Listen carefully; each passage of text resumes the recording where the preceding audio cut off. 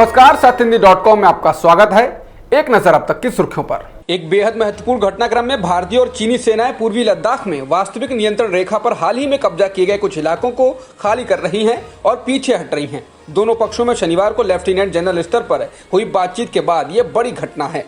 दोनों सेनाओं में बुधवार को हॉट स्प्रिंग इलाके में एक बार फिर बातचीत होनी है। समझा जाता है कि उसके पहले सेनाओं के पीछे हटने से दोनों ही पक्षों में एक दूसरे के प्रति भरोसा बढ़ेगा। इससे आगे की बातचीत बेहतर ढंग से होगी।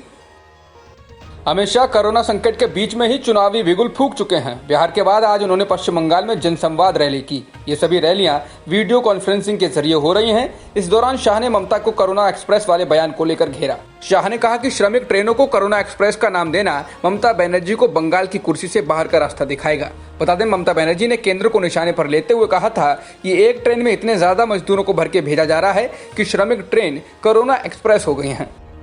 अमित शाह की वर्चुअल रैली के बाद टीएमसी ने निशाना साधा है। टीएमसी ने गृह मंत्री को याद दिलाया कि किस तरह से उनके लोगों ने कोलकाता में ईश्वर चंद्र विद्यासागर की मूर्ति को तोड़ा था और वे बंगाल की संस्कृति को पुनः स्थापित करने की बात कर रहे हैं। इसके अलावा टीएमसी ने शाह को भारत की समावेशिता के लिए खतरा बताया है। तृणमूल कांग्रेस के नेता और बंगाल के मंत्री पार्थ चैटर्जी ने कहा, अमित शाह की प्राथमिकताएं अब भी स्पष्ट हैं। जब राज्य महामारी और प्राकृतिक आपदा से जूझ रहा है, बंगाल इस आदमी का चेहरा याद करो जो सिर्फ तुम्हारे वोटों का भूखा है और कुछ नहीं। समाजवादी पार्टी प्रमुख अखिलेश यादव ने अमित शाह की वर्चुअल रैली पर निशाना साधा है।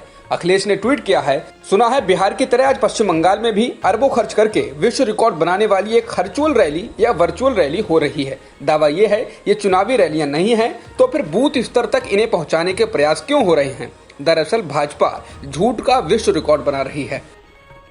केंद्र सरकार ने कोरोना संकट के मद्देनजर दफ्तरों में अपने कर्मचारियों की मौजूदगी के लिए नया आदेश जारी किया है। केंद्रीय कार्मिक एवं प्रशिक्षण मंत्रालय की ओर से जारी गाइडलाइंस में कहा गया है कि 20 से ज्यादा कर्मचारियों की दफ्तर में मौजूदगी नहीं होनी चाहिए। आदेश के मुताबिक अन्य कर्मचारी वर्क फ्रॉम होम जारी रखेंगे और इसे ध्यान में रखते हुए ही रोस्टर तैयार किए जाएं।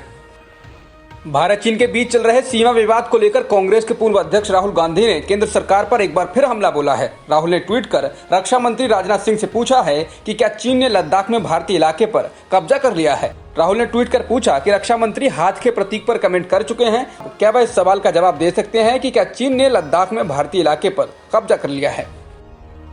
सुप्रीम कोर्ट ने प्रवासी मजदूरों को 15 दिनों के भीतर उनके घर भेजने का आदेश केंद्र सरकार को दिया है। साथ ही देश की सर्वोच्च अदालत ने यह भी कहा है कि आपदा प्रबंधन कानून 2005 के तहत लॉकडाउन का कथित तौर पर उल्लंघन करने के आरोप में प्रवासी मजदूरों के खिलाफ जितने भी केस दर्ज किए गए हैं उन्हें वापस लेने का विचार किया जाए। दिल्ली सरकार के स्वास्थ्य मंत्री सत्येंद्र जैन ने कहा कि राजधानी में कम्युनिटी ट्रांसमिशन शुरू हो चुका है, लेकिन केंद्र सरकार जब इसे आधिकारिक तौर पर घोषित करेगी तभी इसे माना जाएगा। जैन ने मंगलवार को कहा कि कम्युनिटी स्प्रेड तब होता है जब आपको किसी व्यक्ति के संक्रमित होने का सोर्स पता नहीं चल पाता है। अब दिल्ली में ऐसे कई मामले सामने आ चुके हैं जिनमें सोर्स का पता नहीं चल पा रहा है। उन्होंने कहा कि एम्स के डायरेक्टर रणदीप गुलेरिया ने भी कहा कि दिल्ली में कम्युनिटी स्प्रेड शुरू हो गया है, लेकिन केंद्र सरकार इसे नहीं मान रही है।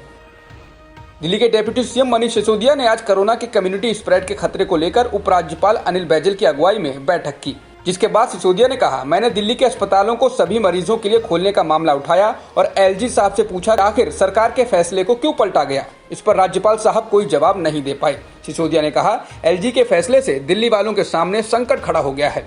जिस रफ्तार से संक्रमण बढ़ रहा है उसे लगता है कि 30 जून तक 15,000 बेड की जरूरत होगी और 31 जुलाई तक 80,000 बेड की जरूरत होगी। 31 जुलाई तक 5 लाख से अधिक केस हो सकते हैं।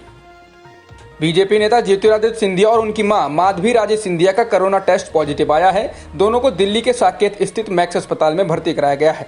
बताया गया है कि सिंधिया में तो कोरोना वायरस के लक्षण दिखाई दिए थे, लेकिन उनकी मां में कोरोना के लक्षण नहीं दिखाई दिए। सिंधिया बीते 4 दिनों से अस्पताल में भर्ती हैं।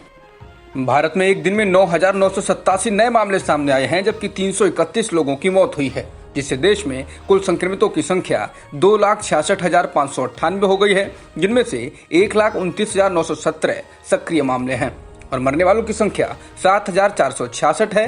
फिलहाल 1,29,215 लोग ठीक होकर घर जा चुके हैं।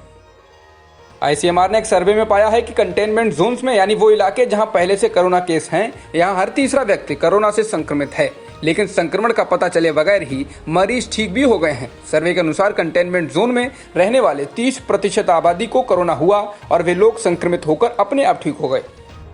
तमिलनाडु में बीते 24 घंटों में 1685 नए मामले सामने आए हैं और 21 लोगों की मौत हुई है, जिसके बाद कुल संक्रमितों की संख्या 34,914 हो गई है, जिसमें से 18,325 लोग ठीक हो चुके हैं और 307 लोगों की मौत हुई है। बीते साल संकट से जूझ रही बिस्किट कंपनी पार्ले जी को लॉकडाउन में बड़ा फायदा हुआ है। कंपनी के मुताबिक लॉकडाउन के दौरान उसकी सेल बीते 8 दशकों में सबसे ज्यादा रही है। पार्ले जी ने अपनी सेल का आंकड़ा स्पष्ट तौर पर नहीं बताया, लेकिन यह जरूर बताया है कि मार्च, अप्रैल और मई के महीने में उसकी सेल 8 दशकों में टॉप पर रही है। पेट्रोल डीजल की कीमत में पिछले 3 दिनों से लगातार उछाल आ रहा है। पिछले 3 दिनों में पेट्रोल 1.80 रुपए प्रति लीटर महंगा हो चुका है, जबकि डीजल में भी लगभग इतनी ही बढ़ोतरी हुई है। बता दें, पिछले 3 महीने में पेट्रोल डीजल पर लगने वाला टैक्स 3 गुना यानी 275% हो गया है। फरवरी के महीने में पेट्रोल डीजल पर राज्य और केंद्र को दिए जाने वाला टैक्स करीब 107% था, जो अब बढ़कर 275% के करीब हो गया है। पेट्रोल की बेसिक कीमत 18 रुपए के आसपास है, इस पर 50 रुपए का टैक्स लगता है और पेट्रोल पंप कीमत 72 रुपए के करीब है। जॉन्स हॉपकिंस यूनिवर्सिटी के मुताबिक दुनिया में कोरोना संक्रमण के कुल मामले 71,51,267 हो गए हैं, जबकि मरने वालों का आंकड़ा 4,07,145 है। इंग्लैंड के साथ टेस्ट क्रिकेट सीरीज खेलने के लिए वेस्टइंडीज की क्रिकेट टीम आज ब्रिटेन पहुंची है, जिसके बाद अब 3 हफ्ते के लिए क्वारंटीन में रहना होगा।